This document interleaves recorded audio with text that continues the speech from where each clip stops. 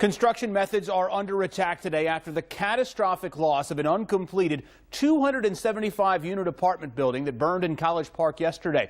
Advocates of steel and concrete construction, they are seizing on the spectacular fire as proof that building codes should not allow big buildings like the one that burned to be made of wood. It's an issue that Maryland legislators have had hearings on. Scott Broom is at the remains of the Fuse 47 building on Berwyn House Road in College Park with more. Scott, good evening.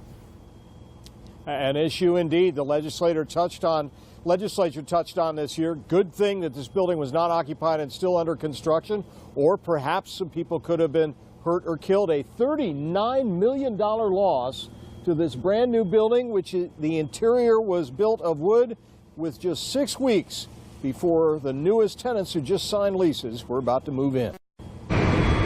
As firefighters, inspectors, and engineers continued to investigate the cause of this disaster, opponents of the construction methods that were being used here seized on what happened as proof that multi-story residential buildings this big, with interiors made of cheaper wood frame construction, like you might see at a new housing development, should not be legal. This can be prevented. Joshua Baca is with the Build with Strength Coalition, which tried unsuccessfully this year to convince legislators to change building codes in Maryland. But this is legal.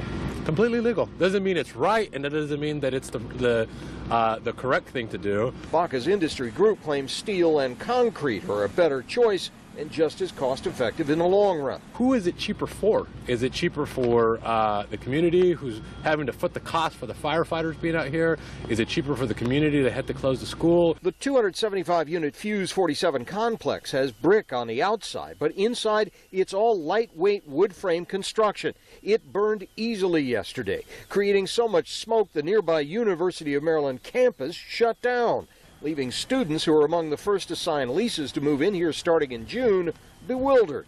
I'm very nervous because we might potentially have to find a new place to live next year. It's looking bad. Firefighters were still unable to enter the building safely today. Is this building in threat of falling down? No, not right now. It's not in threat of falling down, but we're prohibiting firefighters from entering the building because from floors 3 through 7, it's all lightweight wood construction, which is a significant risk to firefighters because of the amount of damage. So there is going to be days of getting inside and shoring up before the building's even safe to go inside and start working on to try to get repaired. Advocates of the wood frame construction say it is perfectly safe and very economical when it's combined with modern sprinkler systems, which is why it's a legal construction type. The problem is this building was under construction and not occupied yet, so the sprinklers weren't working yesterday, thus the disaster we witnessed. It's entirely possible, depending on what the engineers say, they're going to have to take down about 2/3 of this building and start all over again.